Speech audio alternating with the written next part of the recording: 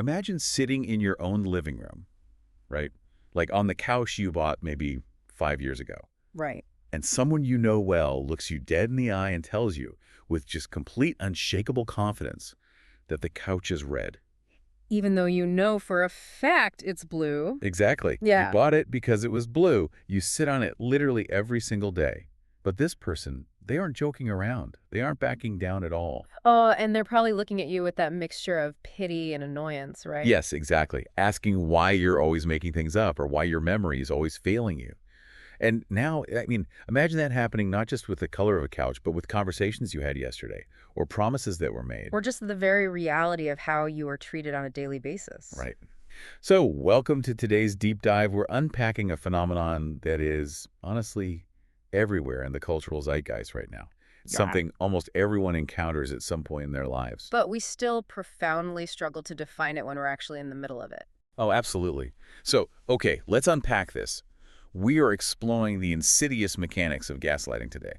Yeah, and it's a term that has just heavily permeated everyday language. I mean, people use it to describe everything from, a politician lying on television to a colleague disagreeing about a project timeline. Right, they get thrown around a lot. It really does. But when you look at the clinical literature, the actual definition is much darker, it's much more specific, and it's deeply disorienting for the person actually experiencing it. And to get to the bottom of what it actually is, we are pulling from a highly curated, expert-backed stack of sources. We've got this remarkably effective 60-second checklist designed to help you spot this behavior in real time. Which is so crucial to have. It really is. And we are drawing from the true clinical authorities on this. We're talking the Cleveland Clinic, Healthline, Medical News Today, Psychology Today, and the Newport Institute. That's a solid lineup of institutional knowledge. Yeah. But what makes this deep dive mission critical, I think, is that we are pairing all that clinical data with real-world consensus. We're looking at massive Reddit community discussions where people share what it physically and mentally feels like on the ground. Along with frameworks from mental health advocates like Abby Medcalf, right? Exactly. And that synthesis of the clinical and the experiential is just vital. Because you can read a textbook definition of a psychological tactic all day long. Right, but it doesn't mean you really get it. Exactly. Unless you understand the emotional signature it leaves behind in your body, you just won't recognize it when it's happening in your own home or your workplace. Totally. So, our mission for you today is simple, but it is massive. By the end of this conversation, you're going to walk away with a rock-solid mental framework. A toolkit, essentially. Yeah, a toolkit to immediately tell the difference between a normal, everyday disagreement and a calculated, intentional manipulation tactic. Because underneath the surface, those two things are operating on completely different psychological planets. They really are. And to build that framework, we have to start by establishing the baseline definition provided by Healthline and Medical News Today. Okay, lay it on us. So they classify gaslighting fundamentally as a form of emotional abuse. It is a tactical process that makes a person question their beliefs, their behaviors, their sanity, their memories, and just their overall perception of reality. You know, there is a line in the research that I just can't shake. It points out that gaslighting isn't an event. Yeah. Like if someone lies to you about where they were last night, that's just a lie. Right, a lie is a single point in time. Yeah. But gaslighting is the process of someone quietly training you to question your reality. What's fascinating here is that the word training is the real psychological hinge. It is a conditioning process. It doesn't happen overnight. Right, it's slow. Very slow. If a stranger walked up to you on the street and told you that your name wasn't actually your name, you would just think they were unwell. You'd walk away. Yeah, you'd be like, okay, buddy, and keep walking. Exactly. But if someone you trust, someone whose opinion actually matters to you, begins subtly chipping away at your reality over months or even years, well, that conditioning takes root. It makes me think of the carbon monoxide leak in a house. Oh, that's a brilliant way to look at it. Right. Because it isn't an explosion. An explosion is obvious. You hear it, you run. But a carbon monoxide leak is completely invisible. It's odorless, and it slowly poisons the air you are breathing without you even knowing. And the symptoms mimic other things. Exactly. At first, you just feel a little tired. Then you feel a little confused. You start getting headaches. You might even blame yourself, thinking, I'm not sleeping enough or I'm just stressed at work. You never suspect the air itself. Right. You don't realize that the environment itself is what's systematically shutting down your cognitive functions. And that analogy captures the precise mechanism of the abuse. Your internal alarm system, like your intuition, your memory, your ability to trust your own senses, it's all functioning perfectly fine at the start. But the leak starts anyway. Yeah. The manipulator's goal is to slowly pump that invisible gas into the room until those alarms are completely disabled. Once your self-trust is offline, they become the sole authority on what is real and what is not. You have to rely on them to literally breathe. Wow. Which means we really need to figure out exactly how they introduced that leak in the first place. How do they disable those alarms? Well, our sources map this out beautifully with the first two signs on the expert checklist. Right, and both of these signs are entirely focused on fracturing your sense of the past. Because this is a structural necessity for the manipulator. You cannot successfully dictate someone's present emotional state or control their future actions until you have fully destabilized their understanding of their own history. So let's get into sign 1 on the checklist, which the experts identify as the most pervasive. It's the implantation of constant self-doubt. Yes. It's walking around with this internal monologue playing on a loop, just constantly thinking, maybe I imagined it, or maybe I really am overreacting, or maybe my memory really is that bad. What's fascinating here is the psychological nuance of how that doubt is applied. Because Healthline and Medical News Today draw a very, very sharp distinction here. How so? Well, in a healthy dynamic, a disagreement prompts you to question a specific external variable. Like, if a colleague says, hey, we're supposed to meet at 3.0, not 4.0, you question the calendar invite, you question the email chain. Right, you're questioning the logistical event itself. Exactly. You're trying to solve a puzzle together. You're looking at the pieces on the table. Yeah, that makes sense. But gaslighting crosses a fundamental cognitive line. It forces you to question the integrity of your own brain. You aren't wondering if you misread an email anymore. You are being conditioned to wonder if your brain is fundamentally capable of processing reality. So the manipulator frames the disagreement not as like a scheduling error, but as evidence of your inherent cognitive failure. Exactly. Instead of, we got our wires crossed, the message is, your wiring is broken. Oh, wow. Your wiring is broken. That is terrifying. And that distinction is devastating. Our episodic memory, our ability to recall the events of our own lives, is the very foundation of our identity. It is how we construct our sense of self. So if you mess with that, you mess with who the person is. Precisely. When your memory becomes an unreliable narrator, you lose your fitting in the world. The psychological term for this is a crisis of epistemic trust. Epistemic trust. Yeah, you stop trusting yourself as a knower. When you can no longer trust your own mind to know things, you have to outsource your reality to someone else. And the gaslighter is standing right there, more than happy to act as your proxy brain. Which sets the stage perfectly for sign number 2. The outright erasure of reality. Yeah, this is where it gets incredibly blatant. Right. The Newport Institute highlights this as the repeated denial of witnessed events. And the sources are just filled with these chilling examples. Things like, I never said that, or you're remembering it wrong. Or the classic, you promised you'd come, being met with a flat, no, I didn't, you're confused. It is just this absolute refusal to acknowledge a shared reality. They look at the blue couch and tell you it is red, without even a flinch. They do. But hold on, though. I look at my own life, and honestly, human memory is deeply flawed. We know this from neuroscience. Eyewitness testimony is notoriously unreliable in court, right? That's entirely true. People confabulate details all the time. I literally forget conversations I had yesterday. So for the listener who is sitting there trying to untangle a difficult relationship, how do they know they aren't actually just forgetful? It's a great question. Like, how do they know the other person isn't just accurately pointing out their bad memory? It is a vital question, and it's actually the exact question the manipulator relies on you asking yourself. The manipulation works because it hides behind the very real fact that human memory is imperfect. Right, it uses a grain of truth. Exactly. But the clinical sources draw a definitive line in the sand regarding how to tell the difference. The defining metric is not whether a mistake was made. The defining metric is the pattern and the intent. Walk me through that difference in intent. Okay, think about what happens when two well-intentioned people have a memory mismatch. One person says the dinner reservation was at 7:00, the other says 7.3. What happens next? They usually collaborate. Like, oh, strange, let me check my phone. Right. There is a mutual, respectful investigation to find the truth. Even if one person is entirely wrong, the other person doesn't use the error to assassinate their character. They just fix the time and move on. They don't turn a simple dinner reservation into a referendum on the other person's sanity. Precisely. A gaslighter, on the other hand, does not collaborate. A gaslighter dictates. When confronted with a discrepancy, they do not offer to check the email. They offer a flat, authoritative erasure of your experience. I never said that. You are making things up again. Your memory is terrible. Exactly. There is no room for exploration. And when this happens as a constant pattern, where your version of events is repeatedly treated not as a slight error, but as a total fabrication, your memory is being pushed aside on purpose. It's the weaponization of the disagreement. They aren't trying to find the truth. They are trying to establish absolute dominance over the narrative. And if you are subjected to that pattern long enough, the carbon monoxide builds up. You just stop bringing up the discrepancies because it's too exhausting to be told you're crazy every single time you trust your own eyes. And once that happens, the first phase of the conditioning is complete. The facts of the past have been successfully fractured. But facts are only one component of the human experience, right?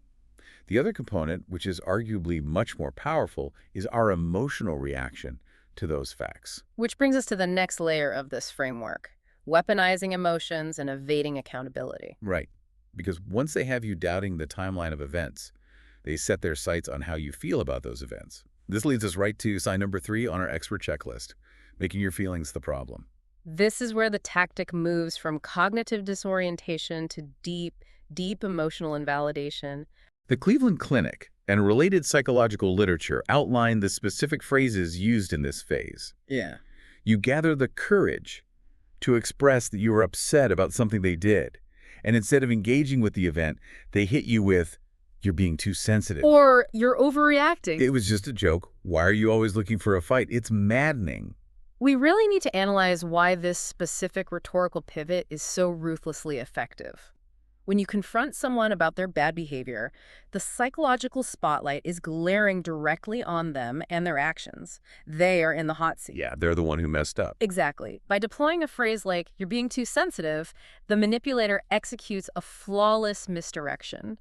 They grab the spotlight and swing it completely around so it is blinding you. Oh, wow. They shift the entire focus away from their action, and they put your emotional response on trial. They completely evade the original crime by inventing a new one, and the new crime is your reaction to them.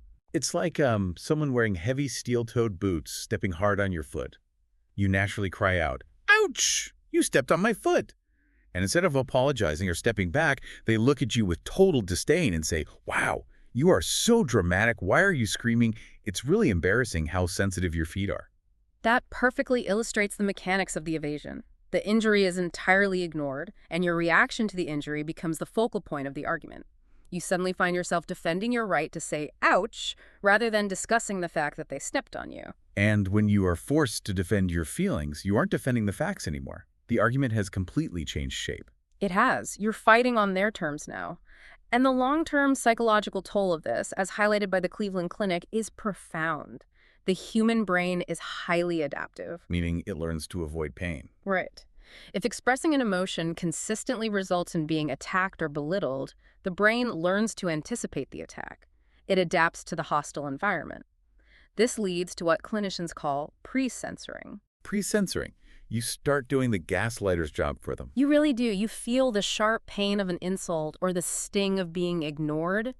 But before the words "that hurt me" can even form in your mouth, your brain intercepts the impulse. It runs a rapid internal calculation. Yes. Am I allowed to be hurt by this? Am I just overreacting? If I bring this up, they will just tell me I'm crazy. I should just stay quiet. So you lose the fundamental baseline human right to simply feel an emotion without auditing it for validity first. Exactly. You are constantly auditing your own soul. The carbon monoxide has reached the point where you are questioning your own internal organs.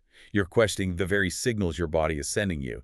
And this creates an impenetrable protective bubble for the manipulator. How so? Because if you can't trust your memory of what they did, and you can't trust your emotional reaction to what they did, they never have to take responsibility for anything. Ah, yes. Which is exactly the definition of sign number 4, the void of accountability.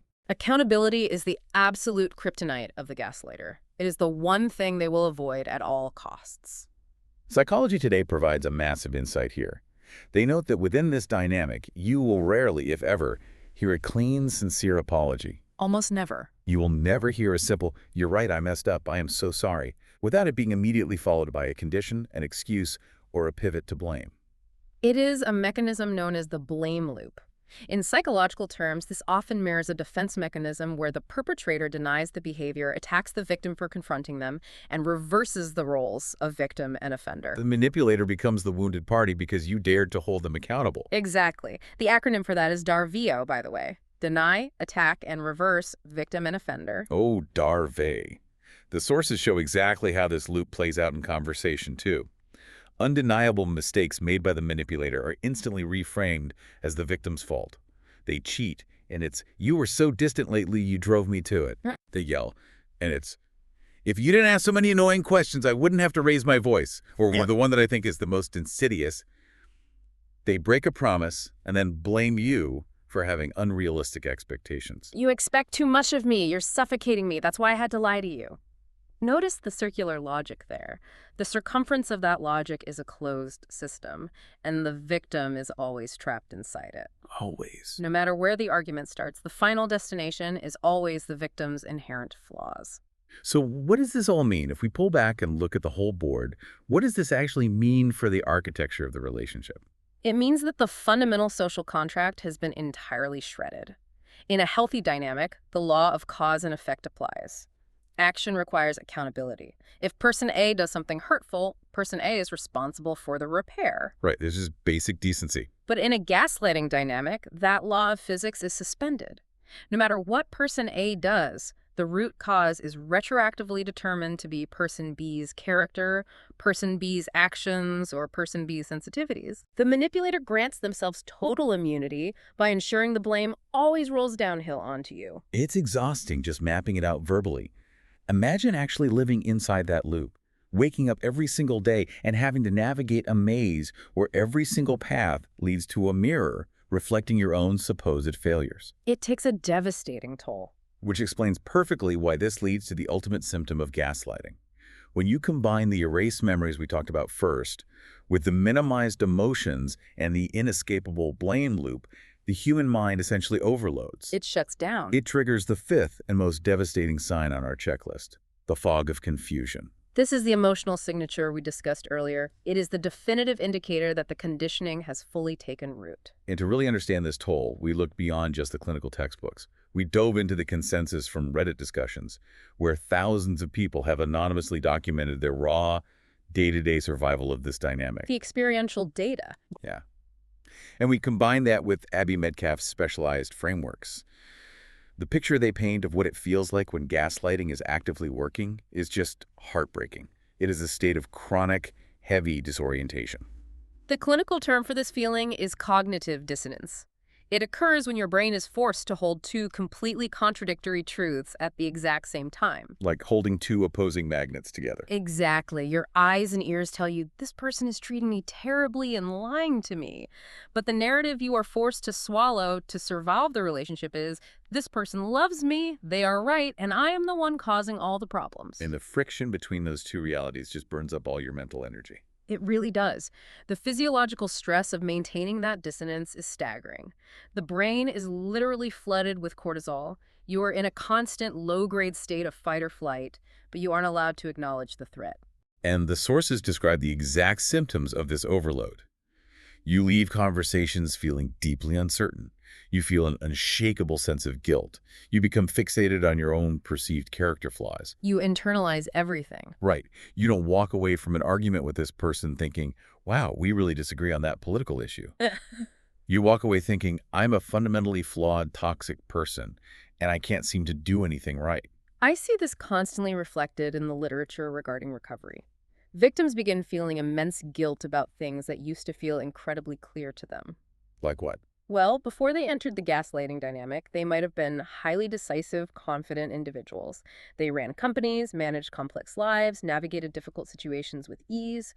But the gaslighting acts as a cognitive solvent. It dissolves their executive function. They develop severe decision paralysis. Oh, because they're terrified of getting it wrong again.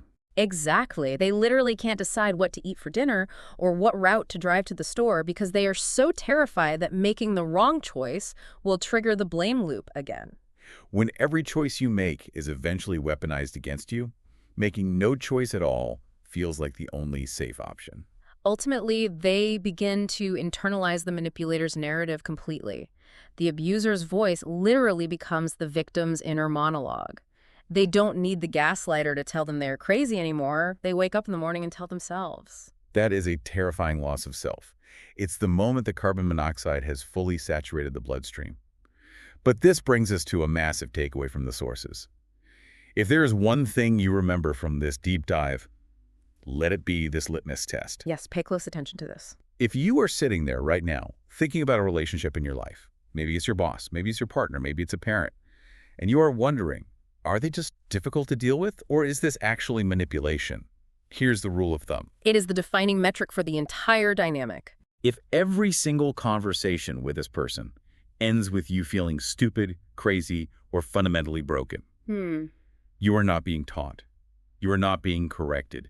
You are not just dealing with a strong personality. You are being manipulated. I want to analyze why that litmus test is so accurate. We have to look at the intended outcome of the behavior. That feeling of deep, pervasive confusion that you carry around is the ultimate proof of a pattern. It is not a flaw in your personality. It is the manufactured result of the manipulation. That's where my mind was completely blown by the research, honestly. The confusion isn't a side effect. It's the goal. Absolutely. Confusion is a feature of the gaslighter system, not a bug. A confused person is a highly compliant person. If you are confused, you cannot set a boundary because you aren't sure where the boundary should realistically be. You can't draw a line in the sand if you can't see the sand. Exactly. If you are confused, you don't leave the relationship because you don't trust your own assessment that the relationship is abusive. The fog of confusion is the exact habitat the manipulator requires you to live in so they can maintain absolute control. Which means your confusion isn't evidence that you are failing to understand them. Your confusion is the evidence that their tactic is working perfectly. Precisely. The fog means the machine is running exactly as designed. That reframing changes everything. It takes the blame entirely off the victim's shoulders. Okay, so we have mapped out the architecture of the trap. We see how the facts are fractured, how the emotions are weaponized, how accountability is voided, and we know what the resulting fog of confusion feels like physically and mentally. The full picture. The critical question now is, how do you break the machine? How do you clear the room of the carbon monoxide? Well, you cannot argue your way out of a gaslighting dynamic because the gaslighter controls the rules of the argument. To break the machine, you have to systematically dismantle the mechanisms they rely on to keep you disoriented. You have to step outside of their closed loop. And the experts have provided a very clear, highly actionable four-step extraction plan. Let's get right into how you reclaim your reality because this is where the power dynamic permanently shifts. Step 1 strikes directly at the foundation of the gaslighter's primary weapon, your memory. Right. Step 1 is the private record. The guidance from medical news today is incredibly straightforward, but powerful. Write things down. Document what was said. Document what happened. Document the date, the time, and exactly how you felt in the moment. The psychological power of this step cannot be overstated. It seems so simple, just keeping a hidden journal, sending an email to yourself, or making notes in a secure app on your phone. But it fundamentally alters the landscape of the relationship. Because it stops the rewriting of history. Exactly. Gaslighting thrives on the ephemeral nature of spoken words. When an argument is just hot air, it dissipates. There is no record. And when there is no record, it is just their absolute unyielding certainty pitted against your wavering, traumatized memory. And we already know who wins that battle. They've spent years training you to concede. Exactly. But when you write it down immediately after it happens, you are actively bypassing their manipulation. You are creating a tangible anchor in reality. You are engaging the prefrontal cortex of your brain, which is the logic center, and grounding your episodic memory before the manipulator has a chance to scramble it. So when they inevitably come back 4 days later and say, that never happened, I never said I would pay you back, or I didn't yell at you, you're making things up again, you don't have to spiral. You don't have to search your foggy memory. You can look at the ink on the paper or the pixels on the screen and see the reality. Tuesday, 8:00 p.m., they screamed at me about the finances. I felt terrified and cornered.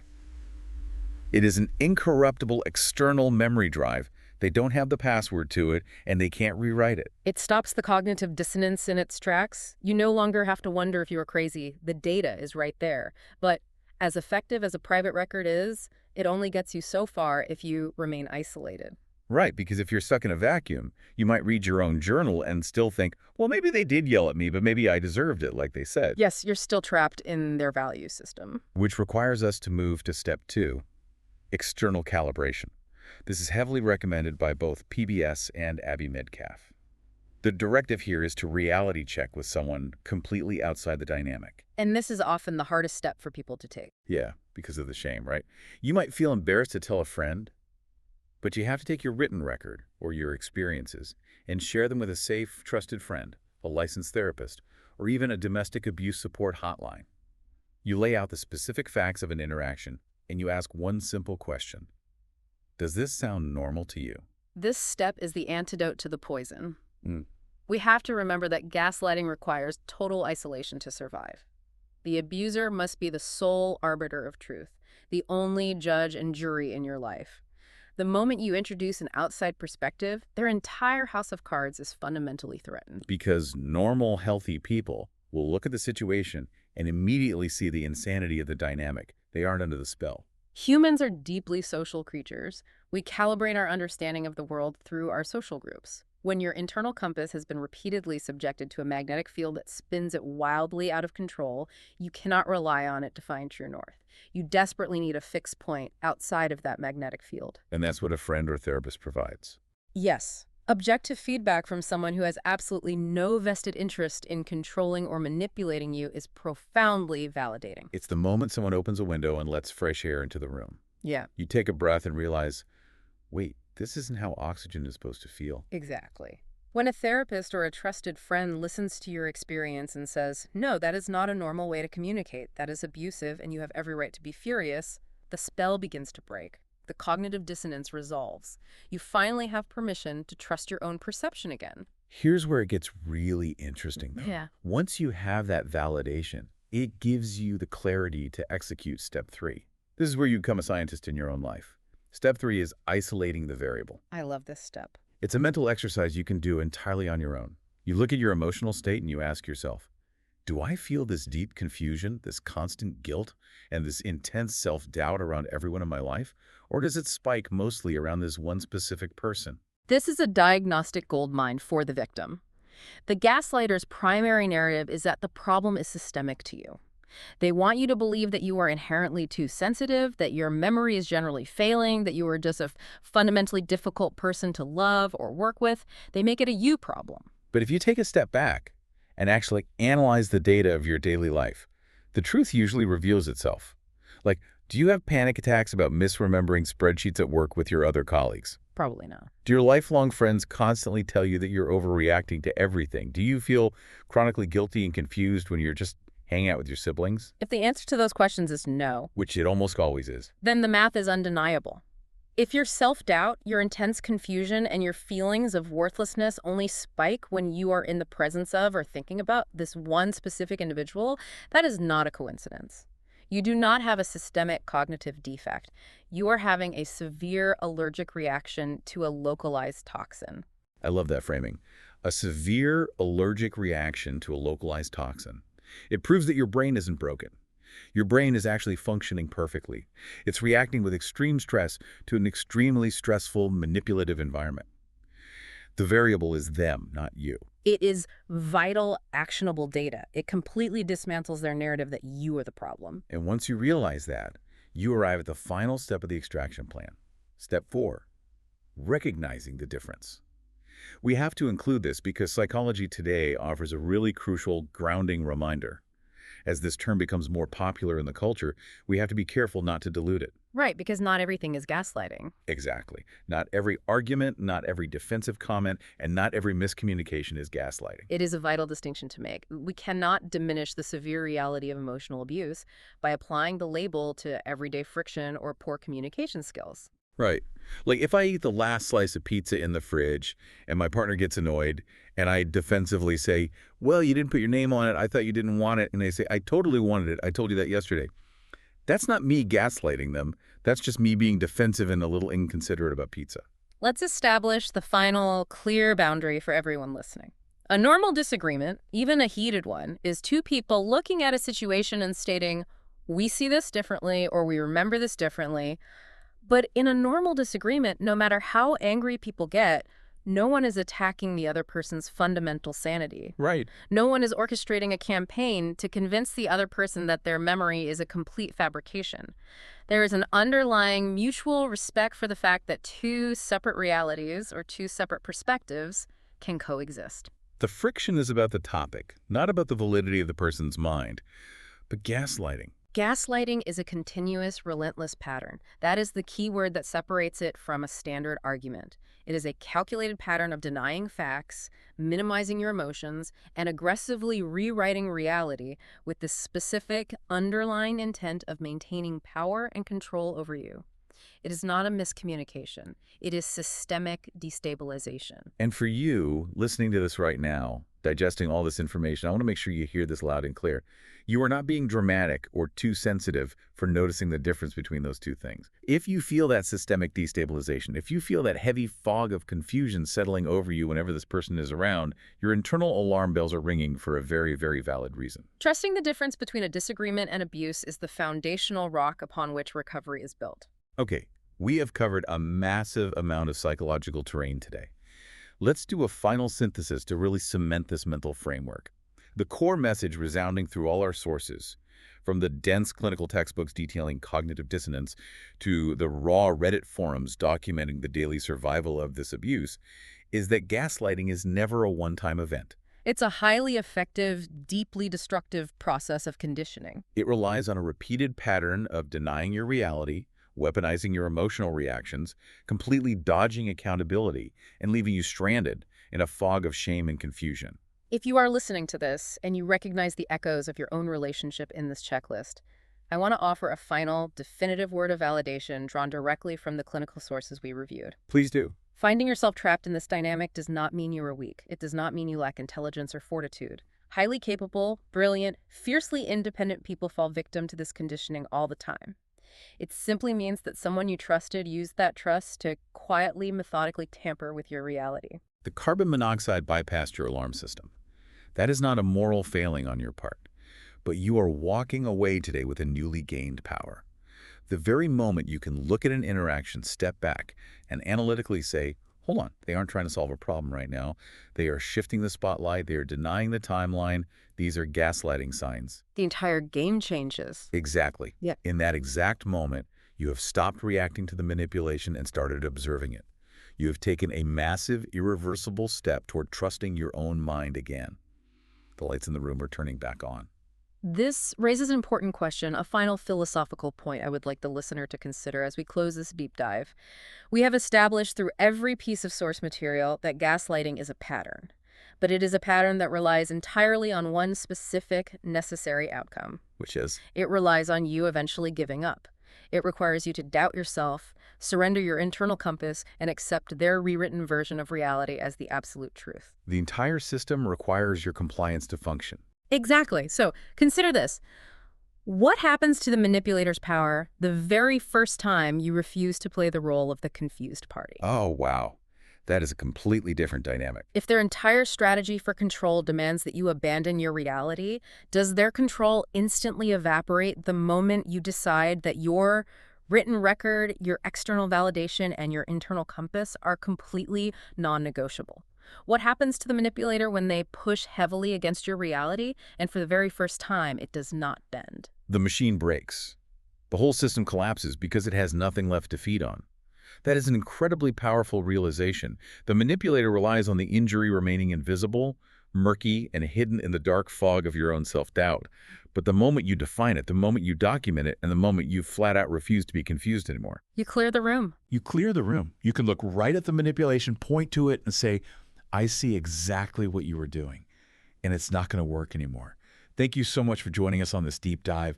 Trust your minds, trust your records, and please share this knowledge with anyone in your life who might be quietly whispering to themselves, maybe I'm just crazy. You aren't crazy. You're just waking up. We'll catch you on the next deep dive.